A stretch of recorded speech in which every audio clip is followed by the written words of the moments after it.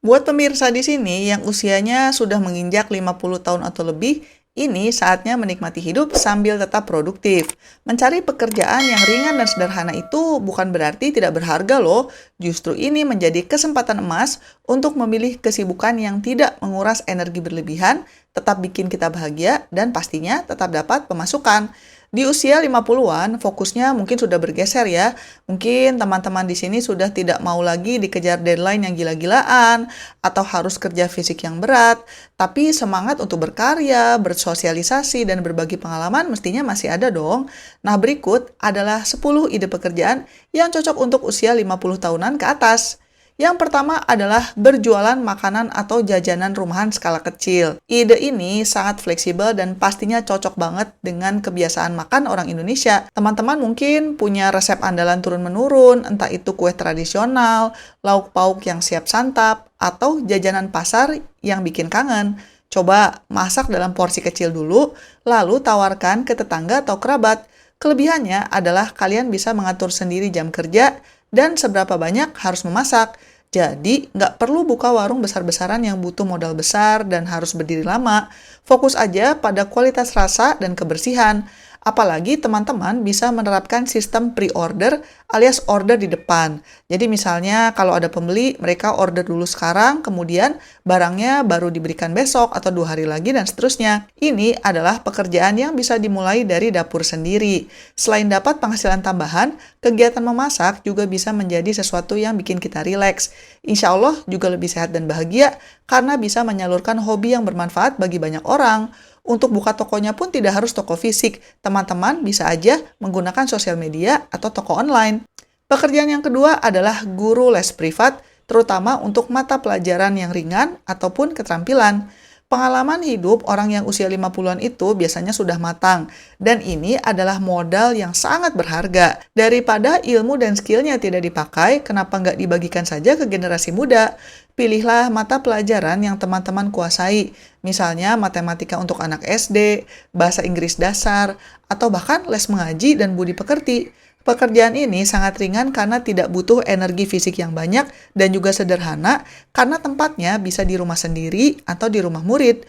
Teman-teman juga bisa membatasi jumlah murid dan jam lesnya supaya tidak terlalu capek. Selain itu, pekerjaan ini juga bisa memberikan kepuasan batin yang luar biasa. Berinteraksi dengan anak-anak atau remaja bisa membuat pikiran jadi segar dan awet muda. Pendapatan ada, hati senang, dan ilmu jadi bermanfaat. Komplit kan? Pekerjaan yang ketiga adalah membuka toko kelontong kecil atau warung kopi sederhana. Membuka atau menjaga toko di teras rumah atau punya warung kopi kecil di lingkungan perumahan adalah pilihan yang cocok untuk usia 50-an. Ini adalah pekerjaan yang sederhana karena hanya perlu melayani pembeli, mencatat, dan sesekali menyusun barang.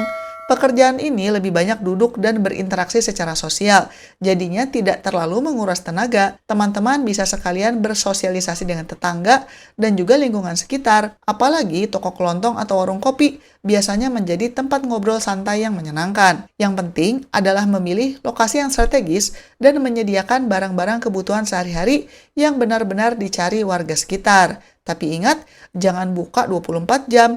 Cukup atur jam bukanya supaya kalian tetap punya waktu istirahat yang cukup. Jam bukanya ya terserah aja, seridonya aja lah. Pekerjaan yang keempat adalah reseller produk lokal atau kerajinan tangan. Pekerjaan sebagai reseller sangat minim risiko dan tidak butuh modal besar. Teman-teman bisa memilih produk-produk lokal Indonesia yang unik, misalnya batik, kopi dari petani lokal, atau kerajinan tangan dari daerah tertentu. Tugas kalian hanya menjual tanpa perlu memproduksi atau menyetok barang yang banyak.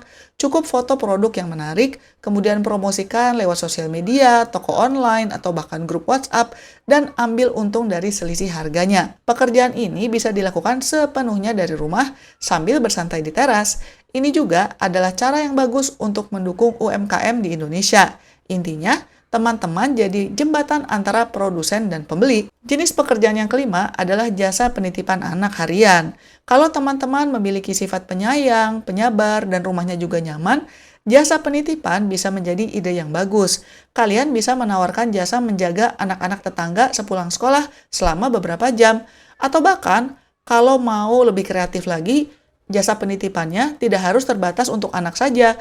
Kalian bisa menemani lansia yang katakanlah ditinggal bekerja oleh keluarganya. Pekerjaan ini sifatnya lebih merawat dan menemani daripada melakukan pekerjaan fisik yang berat. Teman-teman bisa membatasi jumlah orang yang dititipkan supaya tidak kewalahan. Selain mendapatkan penghasilan, aktivitas ini juga bisa mengisi hari-hari kalian dengan keceriaan. Berinteraksi dengan anak-anak yang polos dan berbagi cerita dengan lansia bisa membuat hidup terasa lebih bermakna dan penuh tawa. Jasa yang keenam adalah jasa laundry kiloan.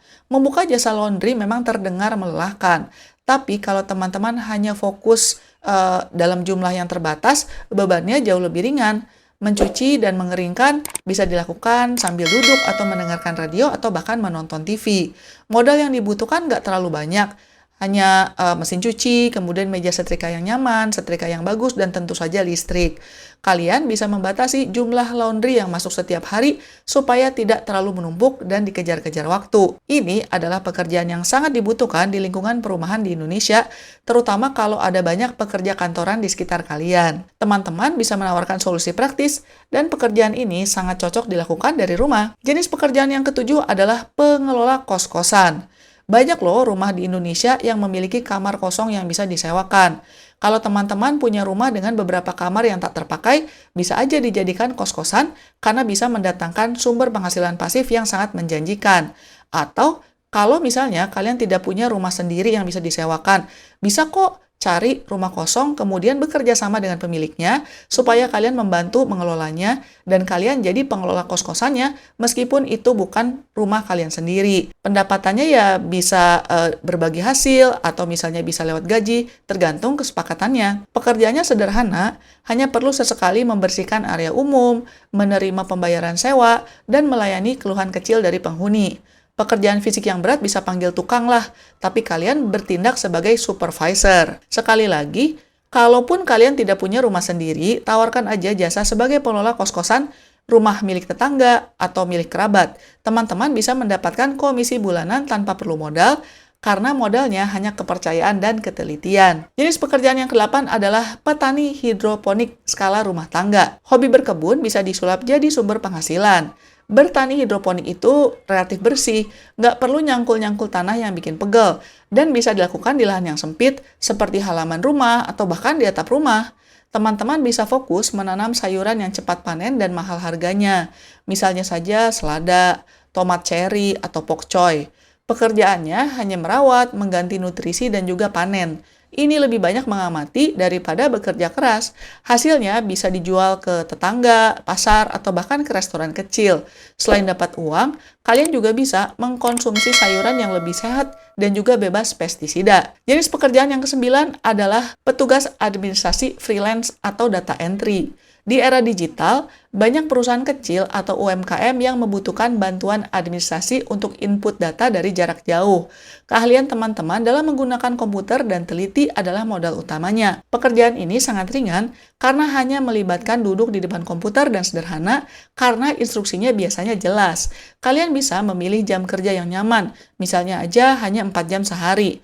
Teman-teman bisa mencari pekerjaan ini di berbagai platform freelance online. Yang paling penting adalah memastikan koneksi internet di rumah stabil dan kalian tidak perlu capek-capek pergi ke kantor. Jenis pekerjaan yang ke-10 adalah konsultan. Kalau kalian punya pengalaman bekerja di bidang tertentu selama belasan bahkan puluhan tahun, mestinya punya segudang pengalaman yang berharga dong. Nah, coba tawarkan jasa konsultasi sederhana di bidang tersebut. Misalnya aja konsultan manajemen keuangan rumah tangga, atau konsultan komunikasi, atau bahkan konsultan rekrutmen tenaga kerja. Pekerjaan ini relatif ringan karena kalian hanya perlu berbicara dan berbagi pengetahuan. Tidak butuh modal fisik yang banyak, hanya modal ilmu dan juga jam terbang. Kalian bisa menawarkan jasa konsultasi secara online melalui video call ataupun datang secara offline dengan batasan waktu yang jelas. Dengan begini, teman-teman bisa tetap merasa relevan dan berharga sambil mendapatkan penghasilan dari ilmu pengetahuan kalian. Sekian dulu episode kali ini dan selamat mencari kebahagiaan. Bye-bye!